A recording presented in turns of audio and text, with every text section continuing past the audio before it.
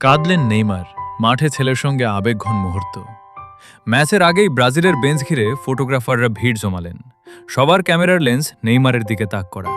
ভিড় ভাট্টা ঠেলে নিজেকে গুছিয়ে নিলেন ব্রাজিলের সর্বকালের শীর্ষ গোলদাতা। তারপর এলো সেই মাহেন্দ্রক্ষণ। ৭৫তম মিনিটে অ্যাসিস্ট্যান্ট রেফারি বোর্ড তুললেন। তারপর গ্যালারি ফেটে পড়ল উচ্ছ্বাসে।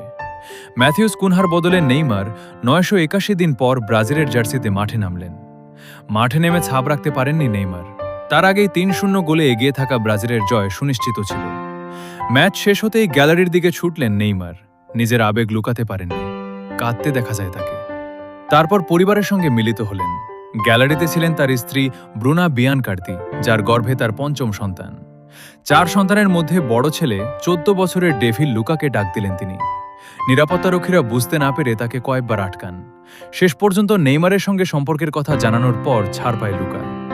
বাবা ছেলে একে অপরকে জোড়রকে জড়িয়ে ধরলে আবেগঘন পরিবেশ তৈরি হয়। ম্যাচ শেষ হতেই ক্যামেরা খুঁজে নেয় নেইমারকে। তার আবেগঘন মুহূর্ত ধারণ করা হয়।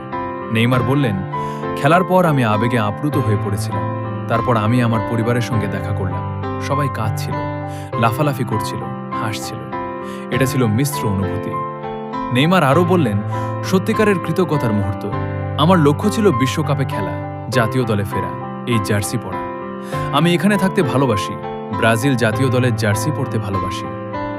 ভক্ত সমর্থকদের ভালোবাসা নিয়ে তিনি বললেন, আমি ব্রাজিলিয়ানদের ধন্যবাদ জানাতে চাই, তাদের ভালোবাসা এবং সবসময় যে সমর্থন দিয়েছে সেজন্য। এখানে আসা সহজ ছিল না, কিন্তু আমরা পেরেছি।